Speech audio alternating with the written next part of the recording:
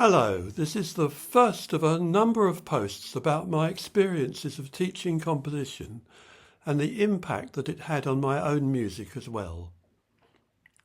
Although I ceased regular teaching over 20 years ago, much of my teaching life was concerned with teaching musical composition to degree and A-level music students, or rather helping them to realise their own imaginative ideas in appropriate musical ways.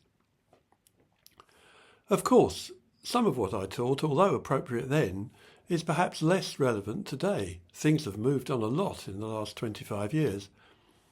But I think that the techniques that I introduced, ranging from plain song melodies and 16th century counterpoint, through Baroque, classical and 19th century harmony, to 20th century serial and post-serial techniques, have all been helpful to my own compositional process and hopefully to many other people's as well. Probably for most novice composers, the starting point is the most difficult. How do you begin? There's just so many choices.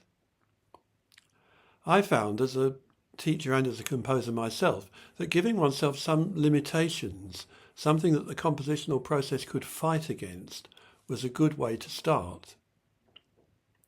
This could be, for example, choosing a particular pattern of notes and seeing what you could do with them, or limiting yourself to certain rhythms, or focusing on sound quality as the prime musical element.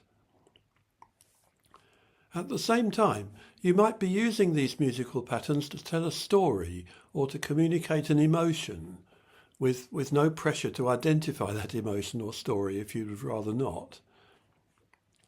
This approach could help with the shaping of the direction of the piece, where the moments of relaxation are, where the high points are.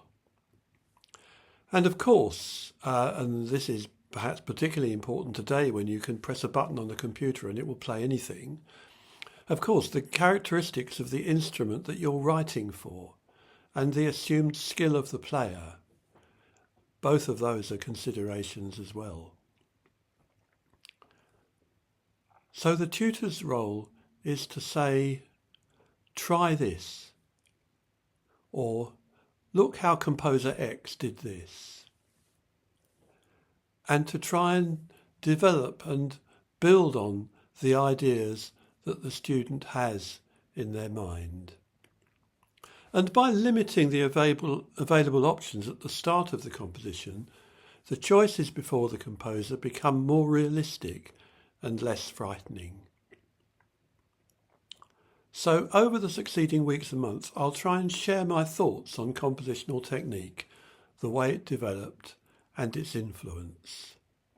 So some more quite soon. Goodbye for now.